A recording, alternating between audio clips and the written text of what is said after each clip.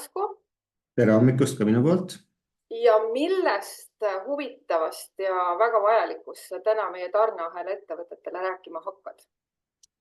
Nii, üks moment. Jagan ka kohe ekraani.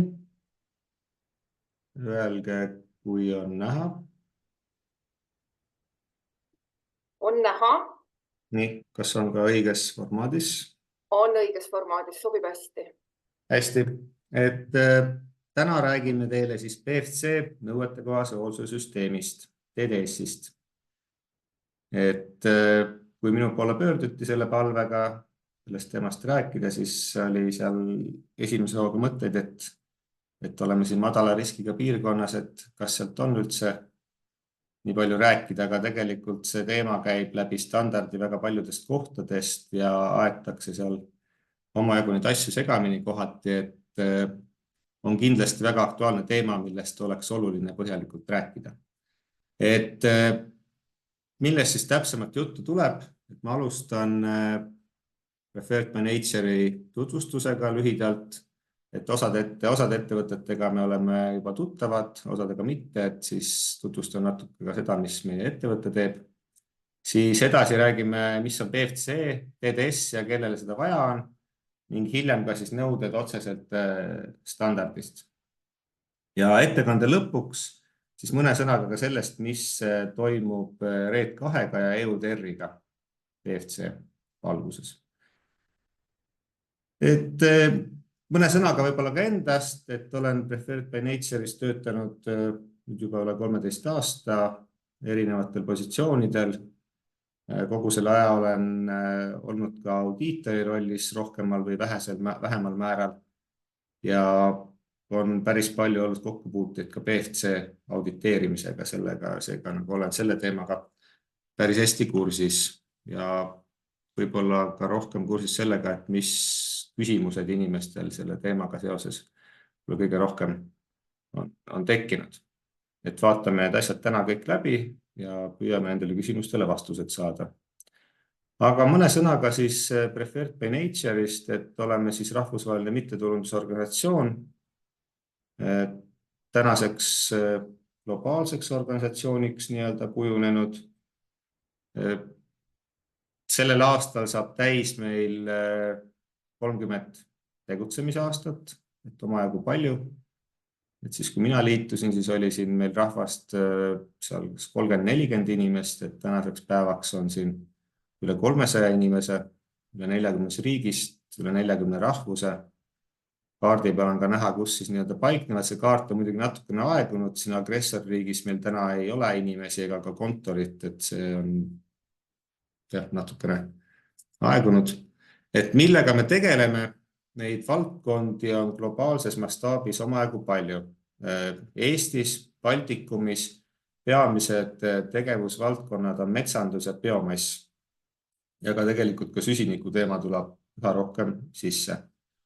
Ja samamoodi on ka need Euroopa Liidu poolt uued määrused, millega me tegeleme. Skeemid, millega meie ettevõte tegeleb, on nüüd siin järgmisel slaidil näha, et siin piirkonnas põhilised skeemid on siis metsandussertifitseerimisskeemid, PFC, FSC, SPP ja üha rohkem areneb ka või tegeletakse või nõutakse ka siis meie oma sustainability framework'i skeemi. Et see on niisugune skeem, mille kaudu on võimalik siis metsamajandamise sertifitseerimist teha, tarneahelaid kontrollida, riske hinnata, süsiniku temaatikat, EUDR-i temaatikat hinnata. Et see on mõistlik või kasulik siis olukorras, kus muid skeeme pole võimalik kasutada või on nad ühel või teisel moel liiga bürokraatlikud, et ei ole seda võimalik teha. Slaidi peal on ka näha siis kõik võimalikud muud skeemid. Aga jah, siin meie piirkonnas peamiselt metsandus ja biomass. Nii, aga PFC TDS-is siis, et mis asi see nõuetekohase hoolduse süsteem on. Et tegemist on nõuete kogumiga või süsteemiga, mille eesmärk on vältida materjali, mis pärineb PFC mõistes siis vastuolulistest allikatest. Et mitte nüüd segi ajada PFC riskihinnanguga, et PFC TDS on niisugune suurem süsteem ja riskihinnang on üks osa sellest süsteemist. Et nagu päris palju tuleb ette, et inimesed ajavad selle nagu terminoloogia segamini, et igapäevaselt sellega kokku nii väga palju ei puutu ja meie piirkonnas on PFC mõistes ka riskid madalad, et siis on täitsa loomulik, et see vahepeal segamini läheb. Aga jah, oluline aru saada, et TDS on niisugune suurem protseduur, süsteem ja riskihinnang on üks osa sellest. Kasutatakse riskipõhist lähenemist, tegeldakse rohkem nende teemadega, kus on kõrgem risk. Ja miks see PFC on selle üldse ellu kutsunud, on siis eelkõige seetõttu, et luua siis oma süsteemile usaldusväärsust ja läbipaistvust. Tõin siia slaidi peale välja ka standardi nõude või standardi kirjelduse ja oluline võib-olla vaadata seda märkust, mis siin allpool on kirjeldatud, et seda TDS-süsteemi ja ka riskihinnanguid, mis on osa sellest süsteemist, on võimalik teenusena sisse osta, aga oluline aru saada, et lõppvastutav või lõppvastutus selle eest lasub ikkagi ettevõttel endal. Et seda tasub kindlasti silmas pidada, et kui teil audit tuleb, et siis midagi seal juhtumisi peaks valesti olema, et siis ei saa oma koostööpartneri peale näpuga näidata, vaid ennekõike ikkagi ettevõte ise vastutab, et peab olema väga ülevaade asjadest. Aga vaatame ka läbi, mis on need vastuolulised allikad PFC mõistes. Et esimene teema on legaalsus, et materjal, mida varutakse, peab olema legaalselt metsast varutud. See metsa majandamine peab olema jätkusuutlik, kõik need jätkusuutliku temaatikad, raiemahud, see peab olema mõistlikul tasemel selles piirkonnas või regioonis käsitletud. Mitmekesisusega, bioloogilise mitmekesisusega seotud teemade puhul ei tohi olla kõrget riski. Ökoloogiliselt olulised metsaalad peavad olema kaitstud, tegemist siis ennekõike kaitsealadega. Raadamise temaatika, siinkohal ei tähenda see raadamine seda, et raadamise materjali ei tohi vastu võtta. Oluline on see, et see raadamine, mis läbi viiakse, oleks legaalne ja kõik vajalikud load selle raadamise jaoks oleksid olemas. Et Eesti näitel meie elektriliinivööndite raadamised, teede turvaalade raadamised, Rail Baltica polügoonide raadamised, et need on üldjuhul kõik ikkagi seaduslikute paberitega tehtud, et selline materjal sobib PFC süsteemi. Töötajate õigused peavad olema kaitstud. Eesti on ühinenud ILO konventsioonidega, et selles osas on kõik hästi. Ja samamoodi põlisrahvaste õigused nendes riikides, piirkondades, kus on ÜRO definitsioonide järgi põlisrahvad olemas. Materjal ei tohi pärida konfliktialadest. Meie puhul siin on juba lähimad näited on Venemaa, Valgevene. Ja ei tohi olla tegemist geneetiliselt muundatud puiduga. Nii, TDS. Mis puhul on TDS-i üldse vaja rakendada? Et TDS-i PFC standardi järgi on vaja rakendada sisuliselt kõikide PFC tootegrupi materjalide kohta. Nii sertitud materjalid kui sertifitseerimata materjalid. Et erandiks on ainult recycled materjal, taaskogutud materjal, mis vastab siis PFC vastavale definitsioonile. Et PFC süsteem lubab recycled materjalina kasutada nii tarbimisjärgselt taaskogutud materjali, post-consumer recycled materjali, kui ka tarbimiseelselt taaskogutud materjali. Ehk siis, ma ei tea, höövlitööstusest ülejäänud höövlilaast näiteks kuivlaast. Ja samuti võib TDS-ist välja jätta CITES-i litsentsidega tulev materjal. Seda tõenäoliselt väga palju meie turul ei liigu, aga lihtsalt oluline teada. Ja PFC TDS-iga seotud standardi põhinõuded on siin sellel slaidil välja toodud ja mida kindlasti võib-olla silmas pidada on see, et kõik need TDS-i süsteemid peavad olema protseduurides kirjeldatud, et see TDS-i sisuliselt ei kirjeldatagi oma ettevõtte protseduuridesse. Ja kõik dokumendid, riskihinnangud, kui need on asjakohased, need tuleks säilitada. Et täpsemalt on nõuetekohase hoolsuse süsteemi kirjeldatud PFC tarneahela standardi peatükis 7 ja veel täpsemalt on siis lisas 1 seda teemat käsitletud ja selle lisa 1 punktide juurde me ka kohe liigume. Et see TDS koosneb 5 peamisest punktist, et on informatsioonile ligipääs, see on üks kõige olulisemaid asju, siis riski hindamine, kui see on rakendatav, põhjendatud kahtlused, on uus temaatika, räägin kohe lähemalt, ja märkimisväärse riskiga tarnete haldamine. Ning kui ei suudeta siin neid riske või põhjendatud kahtlusi hajutada, siis on 5. punkt räägib sellest, et kõrge riskiga materjali ei tohi turule lubada. Et lähme siis kohe esimese punkti juurde. Kõige olulisem selle TDS-i puhul ongi informatsioon tarnete kohta. Et see ongi nagu tegelikult võtmetähtsusega, kui sul pole informatsiooni tarnete kohta, siis sa tegelikult ei saa seda TDS-i läbi viia. Et siinkohal on hästi oluline tööd teha oma tarnijatega. Tarnijaid tuleb teavitada, et tulenevalt täna standardinõuetest, varsti osaliselt ka riiklikest nõuetest ja varsti ka EUDR-i nõuetest, Euroopa Liidu raadamisvastase regulatsiooni nõuetest, on teil ettevõttena kõiki seda informatsiooni tarvis teada. Põhiteave tarnete kohta on meie kontekstis üldjuhul jagatud saatedokumentides, et on tarnija ostja andmed kirjeldatud, tooteinfo kogused, kuupäev, kui on rakendav, siis PFC väide, sertifikaadi number ja samamoodi käib see tegelikult ka konkureerivate skeemide sertifikaadi väidete ja sertifikaadi numbrite kohta. Ja lisaks on oluline ja TDS-iga nõutav ka teave puuliikide kohta ja päritolu kohta. Ja päritolu siis riigi ja regiooni tasemele standardinõuete järgi ja tegelikult oleks mõistlik aeg hakata küsima ka tegelikult kinnistu tasemel, sest EUDR tegelikult tahab seda infot saada kinnistu tasemel. Et taaskord Eesti kontekstis esmase metsamaterjali puhul on see info ilusti saatedokumentides ja aktides kirjeldatud.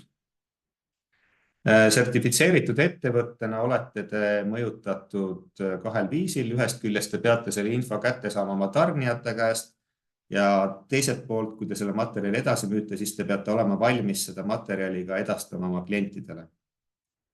Et kui seda informatsiooni tarnega ei ole saadud, siis tuleb seda infot küsida oma tarnijatelt. Ja kui seda ei saadeta nagu teile edasi, siis võib ka see olla kokku lepitud niimoodi, et teil on ligipääs sellele informatsioonile, sõltuvalt siis olukorrast ja kontekstist. Ehk siis ligipääs informatsioonile on võtmetähtsusega PFC TDS-i puhul. Riski hindamine. Et PFC on otsustanud, et nemad ise riiklikke tsentraalseid riskihinnanguid ei koosta. Et nad on öelnud, et see ei ole osa PFC olemusest või PFC DNA-st ja ettevõte peab ise otsused tegema, mitte kolmas osapool. Ja PFC huvigrupid on ka teada andnud, et nad ei pea neid riiklikke või tsentraalseid riskihinnanguid tuleviku vaates õigeks lähenemiseks. Sellel lähenemisel on omad plussid, omad miinused.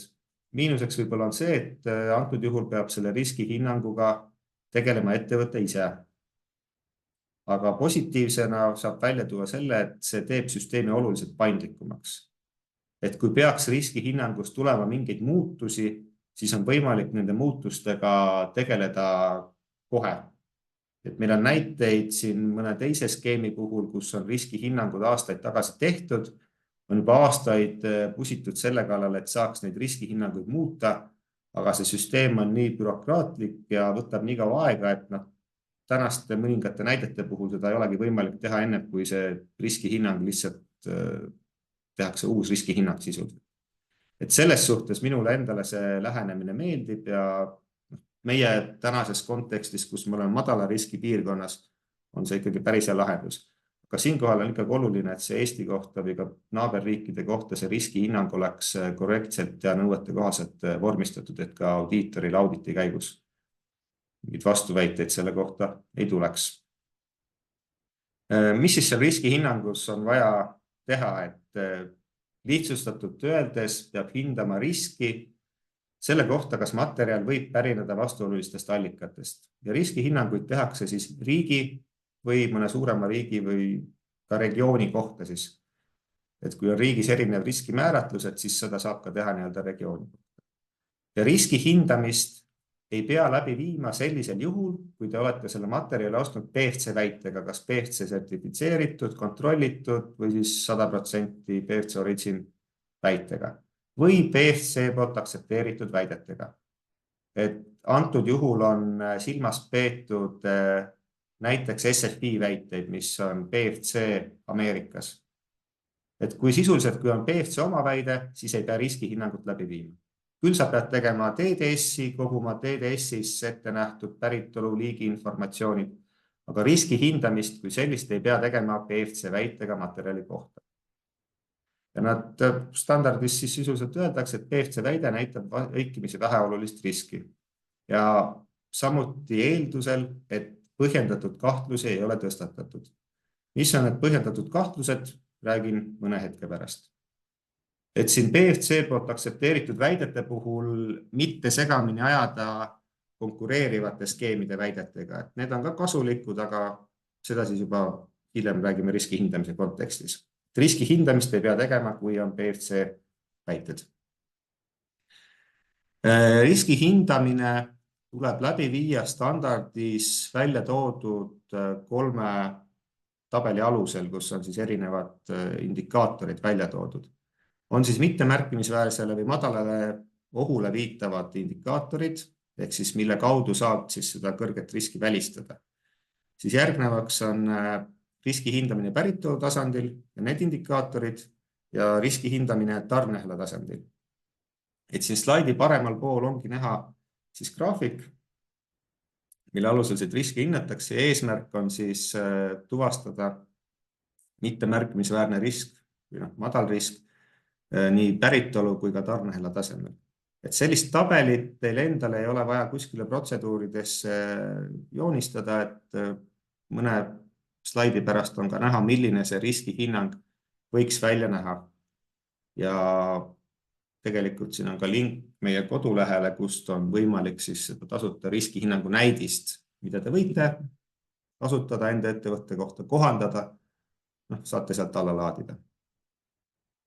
Et riski hindamise puhul, kui see riskihinnang on vajalik, näiteks ostate, teil on PFC sertifikaat, aga osad tarned tulevad kas ilma väiteta või osad tulevad mõne konkureeriva skeemi väitega, näiteks FSC või SPP väitega, siis sellisel juhul piisab sellest, kui te näiteks seda ainult esimese tabeli järgi seda riski hindamist läbi viite. Et standardis on kirjeldatud, et juhul, kui siin esimeses tabelis ühega neist 3 punktist või indikaatorist ja suudate tõendada, et on tegemist madala riskiga, siis sellisel juhul te ei pea edasi minema tabeli 2 või 3 juurde. Ja tegelikult täna Eesti metsast pärit tarnete puhul, kui see tarneahel on olemas ja jõuate selle infoni, on võimalik kas A või C nii-öelda indikaatorit kasutades madal risk tuvastada. Siis see indikaator A räägibki mõne teise sertifikaadiga ostetud materjalist. Ehk see materjal on tulnud teile näiteks FSC sertifikaadiga või SPP sertifikaadiga. Et kuna need skeemid mõlemad tegelevad ka ise vastuoluliste allikatega ja see oht peaks olema välistatud ja PFC neid nii palju nagu usaldab, siis sellisel juhul te saate öelda, et see materjal on madal risk ja saate selle oma süsteemi vastu võtta. B-punkt räägib siis valitsusasutuste või valitsusväliste organisatsioonide poolt läbi viidud litsenseeritud hindamistest. Et samamoodi, kui need katavad vastuolulisi allikaid, siis see ka sobib. Eesti kontekstis mul ei ole selle kohta nagu mingit konkreetset näidet tuua, aga kui te kuskilt kaugemalt toote, siis on seal sellised skeemid nii-öelda olemas. Ja C-variant käib siis võib-olla kõige parem näide oleks Eesti metsast pärit sertifitseerimata materjal. Ja kui selle materjaliga on kõik siin C-punktis toodud info kaasas, mida täna meie seadused ka tegelikult lubavad. Ja kui riigis on korruptsiooniindeks piisavalt heal tasemel, ehk siis see CPI peab olema üle 50, Eestis on ta täna 76, seega päris hea, siis saab nagu info või selle materjali kontrollituna vastu võtta. Et meil on tooteinfo on olemas, liigiinfo on olemas, tarnijad tarneahelas üldjuhul on olemas, üleandmisaktidele peavad need olema kirjeldatud, päritolu on olemas ja nende dokumentide põhjal saabki väita, et see materjal pärineb madala riskiga piirkonnast ja allikatest. Kui soovite, jah, siis kodulehel on meil ka näidis olemas, et saate vaadata. Et siin informatsiooni mõttes oleme välja toonud ka siia tabeli 2, et siin on indikaatorid siis päritolu tasemel, et siia süvitsi hetkel ei hakka minema, kuna see meie piirkonnas ei ole nagu teemaks ja tabelis 3 on siis nii-öelda tarneahela tasemel. Et juhul, kui te toote materjali riigist, kus peab seda riskihindamist ka tabeli 2 ja 3 alusel läbi viima, siis võib-olla alustuseks kõige olulisem on nagu läbi mõelda see, et kui kaugel te sellest metsast olete, kaugel te tarneahelas paiknete ja kui hästi või kui hea on teil ligipääs sellele informatsioonile. Ja kas te olete ise võimelised nii-öelda seda informatsiooni kontrollima ja hindama või on teil tarvis nii-öelda suhelda kohalike konsultantidega, et seal tuleb lihtsalt seda mõelda, et kas see on nagu praktiliselt, ajaliselt ja rahaliselt võimalik. Et meil on siin näiteid olnud, kus peale nende kalkulatsioonide tegemist ettevõte on siiski otsustanud, et tal tuleb odavam oma tarnijale see sertifikaat kinni maksta, kui hakata ise seda päritolude kontrollimist tegema. Nii et see tarnija saab juba ise ettevõttele selle materjali PFC väitega näiteks müüa. Ja siin on üks võimalik variant sellest, mismoodi see riski hindamine võiks välja näha. Et siin ongi kasutatud seda lähenemist Eesti kohta, et materjalid liiguvad ettevõttesse kas mõne konkureeriva skeemi sertifikaadiga või siis 3. punkti puhul ongi siin näha, et on see materjal siis kõik päritolu informatsioon ja kõik vajalik on olemas. Ja kui see üks nendest 3 punktist tegelikult on täidetud, siis saad seda materjali juba nagu kontrollituna vastu võtma ja tabelit 2 ja 3 ei pea nagu kasutama. Ja seetõttu me oma näidisesse ei ole ka tegelikult tabelit 2 või 3 üldsegi juurde lisanud. Aga jah, siis kui kuskilt kaugemalt materjali tuua, et siis on need EUFLECT ja Tropical Forest Trust näiteks on need litsentseeritud süsteemid, mille alusel võiks nagu tuvastada madalat riski.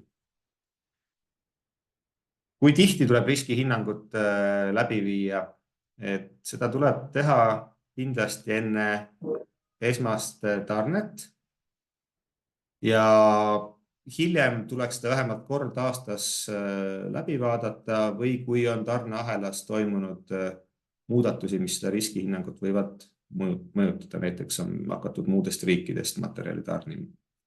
Et siin on kindlasti kogu selle TDS ja riski hindamise puhul on oluline tarnijatega tööd teha ja tarnijatega suhelda sel teemal, et nad teaksid, et teil on seda informatsiooni vaja ja teil on seda infot vaja enne, kui tarne teie juurde jõuab. Sest kui te hakkate seda infot koguma, siis kui tarne on teil juba tootmises laos, see materjal on lattu jõudnud ja selguvad mingisugused teemad, et teil kas ei ole vajalikku infot või see on tulnud kuskilt piirkonnast, et ei saa seda vastu võtta, siis on nagu päris keeruline sellega tagantjärgi nagu tegeleda. Nii, 3.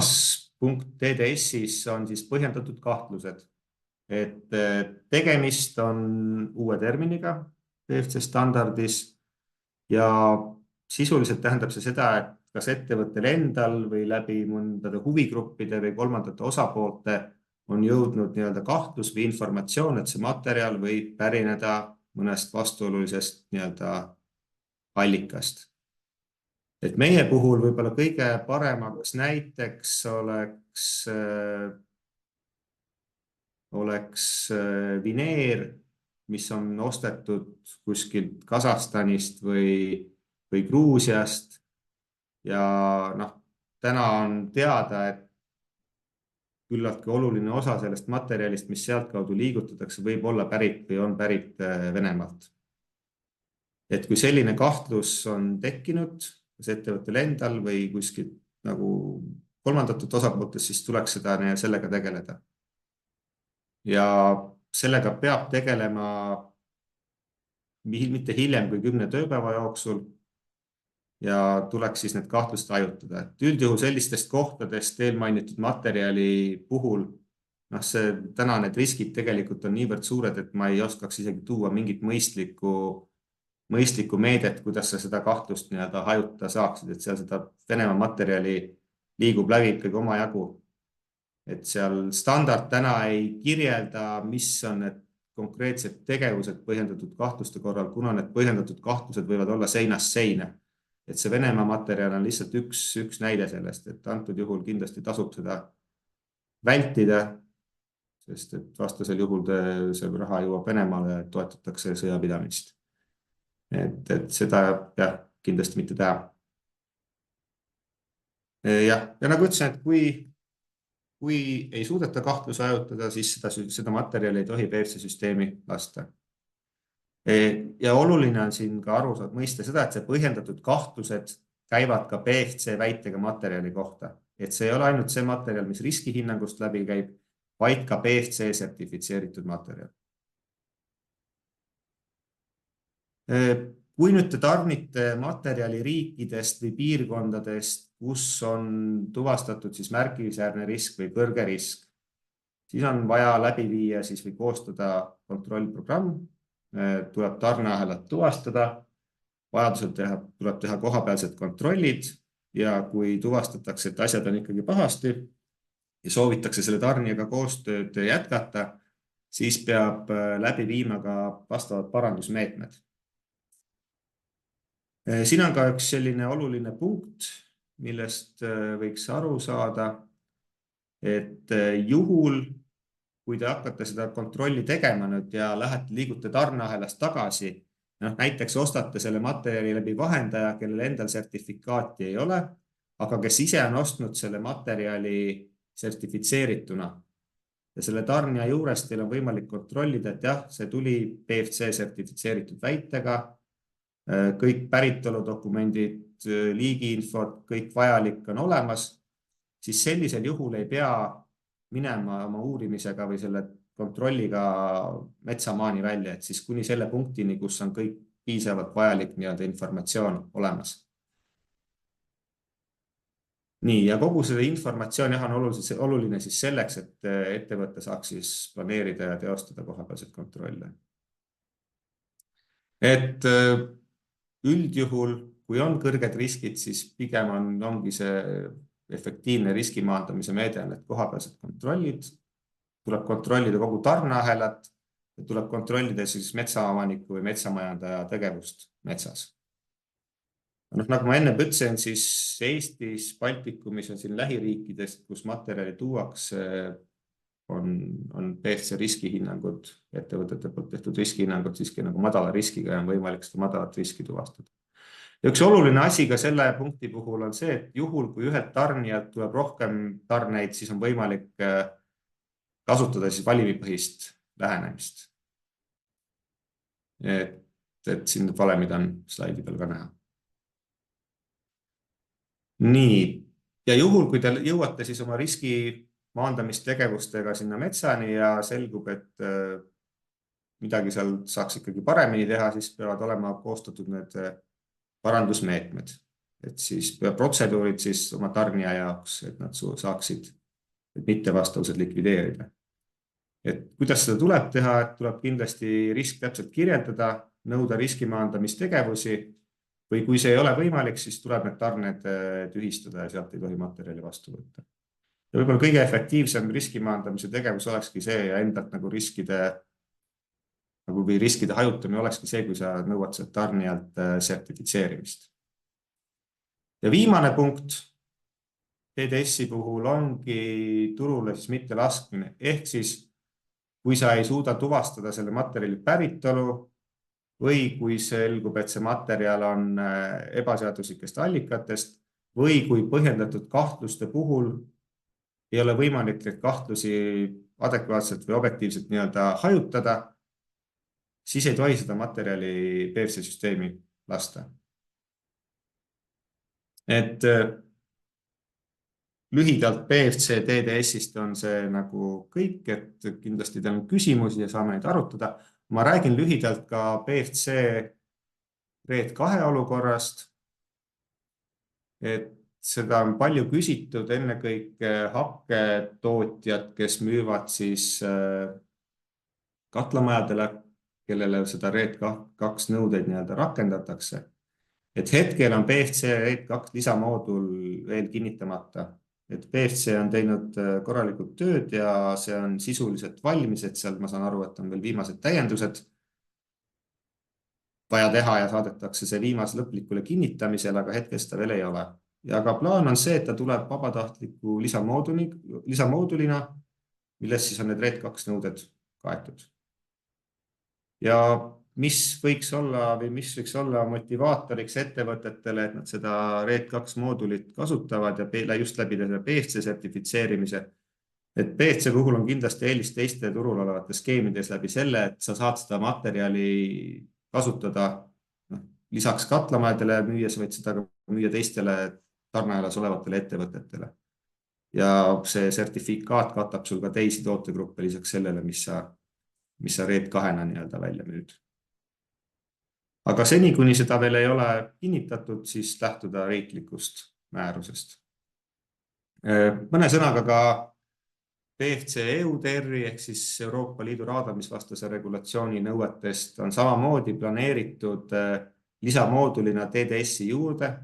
Standardis ta tuleb vabatahtlikuna, Euroopa Liidu riikides toimetavatele ettevõtetele see EUDR on muidugi kohustuslik. Aga standardi valguses ta on nii-öelda vabatahtlik. Et kogu selle EUDR-i keerukus seisneb ennekõike tarneahelas ja tarneahelas informatsiooni liigutamises ja kontrollimises. Et selles osas PFC on öelnud, et nad ise ei plaani IT-lahendusi selle kohta teha, aga lubavad kasutada või aktsepteerivad turul olemasolevaid IT-tehnilisi lahendusi. Ja kes ei ole kursis, siis selle EUDR-i eesmärk on välistada materjali nendest raadamistest, mis on tehtud põllumajanduslikul eesmärgil. Et kõik võimalikud muud legaalsed raadamised, siin liinitrassid, ma ei tea, polügoonid, Rail Baltica, mis meie kandis on, et see on nagu okei, aga sa pead tõendama, et tegemist ei ole põllumajanduslikul eesmärgil tehtud raadamisest. Nii, aga peaaegu mahtusime aega, et mina tänan ja ma usun, et teil kindlasti on tekkinud küsimusi või Kerli, äkki sa saad valgustada, kuidas nendega on, et ma hetkel neid ei näe. Mina ka neid ei näe, mis tähendab, et te olete olnud tagasihoidlikud kirjutajad, aga seda enam on nüüd võimalus küsida häälega. Nii et palun, kas teil on Askole küsimusi antud teema kohta või mõni kommentaar või mõni hea kogemus?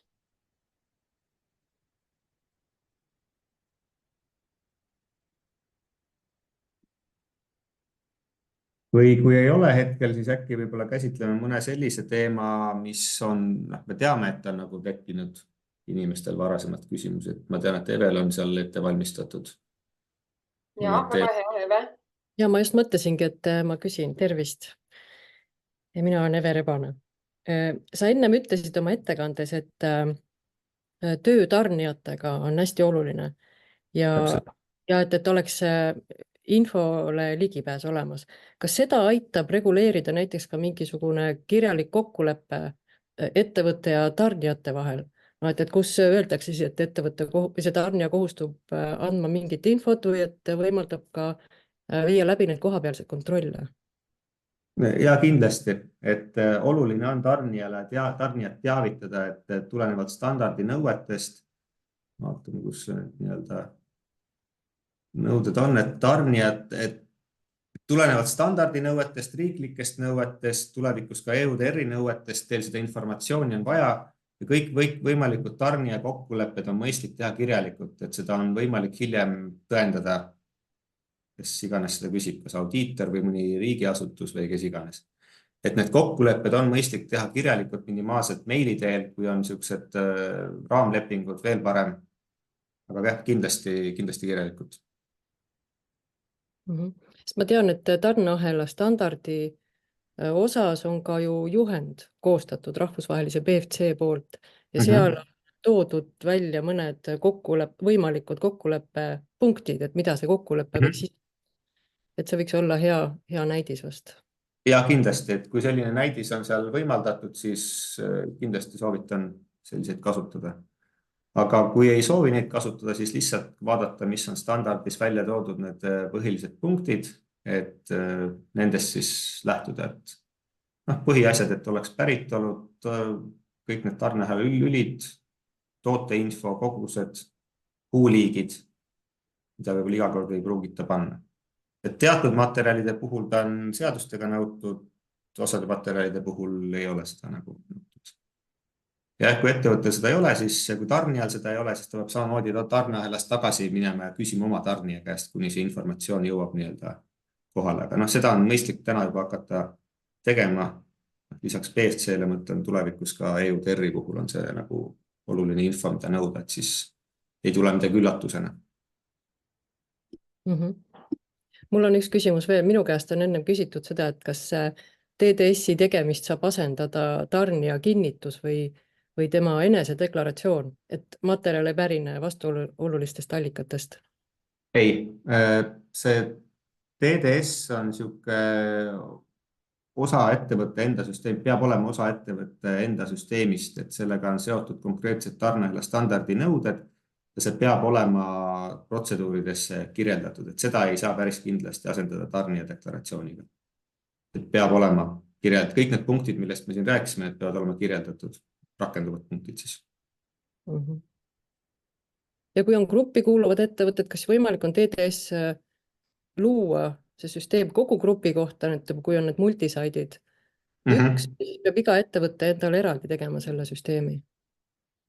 Kui on grupp või multisaid, siis ei pea tegelikult eraldi tegema, et selles osas piiranguid ei ole, et oluline, et see protseduur, siis TDS-i protseduur kataks kõiki neid grupi ettevõtteid, et grupis võivad olla erinevad tegevusalaga ettevõtted, et kui ta katab ära kõik ettevõtted, siis piisab sellest ühest protseduurist, ehk sa võid protseduuri grupi kohta teha. Lihtsalt oluline on see, et ta sisulise poole pealt katab ära kõik need vajalikud grupis ettevõtete tegevused siis.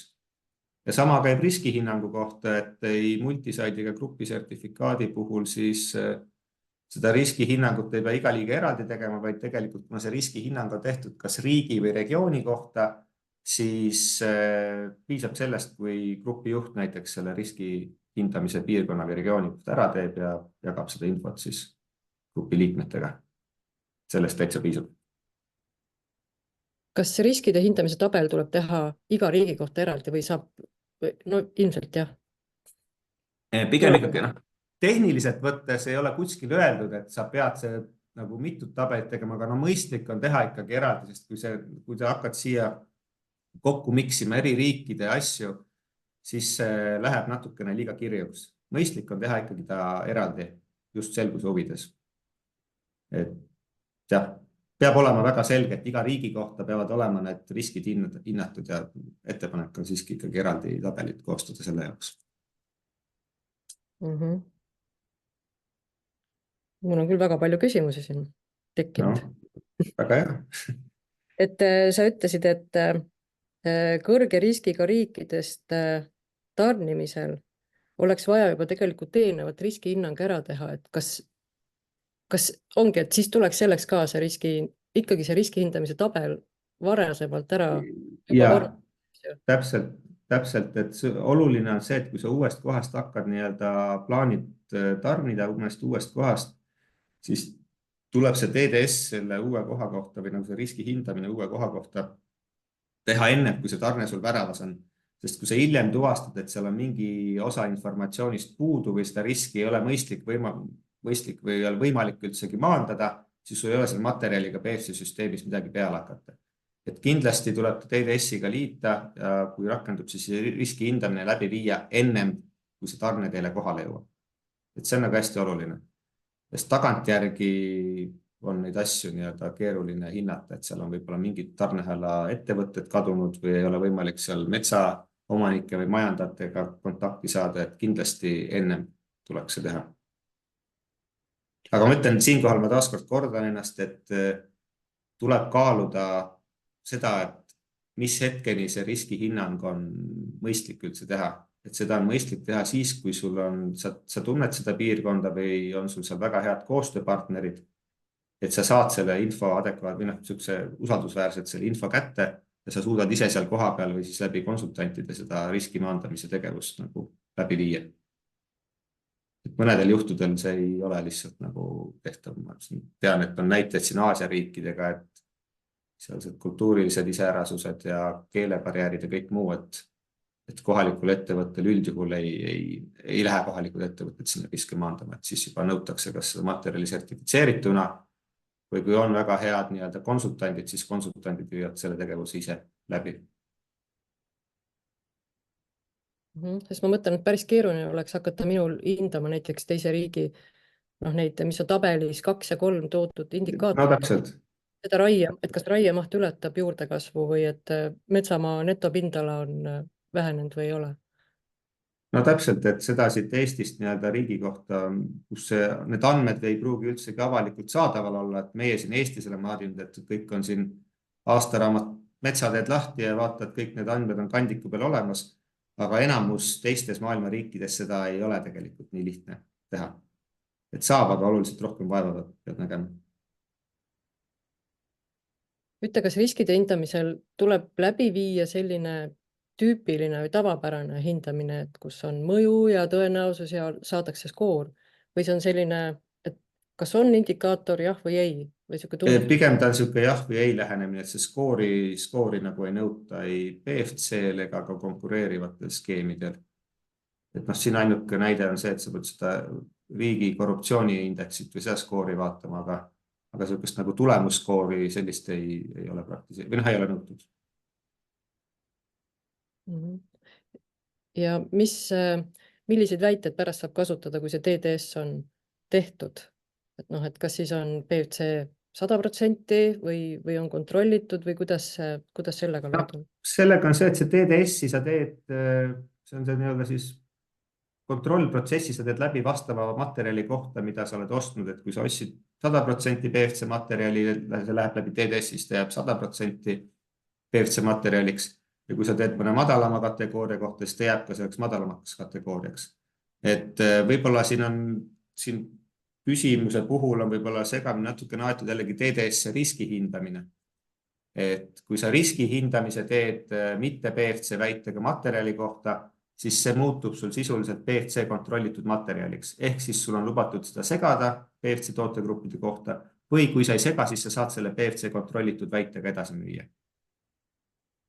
Aga muud väited, PFC serdiga väited, et kui ta läheb läbi TDS-i, siis ta nagu samasuguseks väidega jääb, lihtsalt on need vajalikud kontrollid tehtud ja vajalik informatsioon ettevõttest nagu kogutud.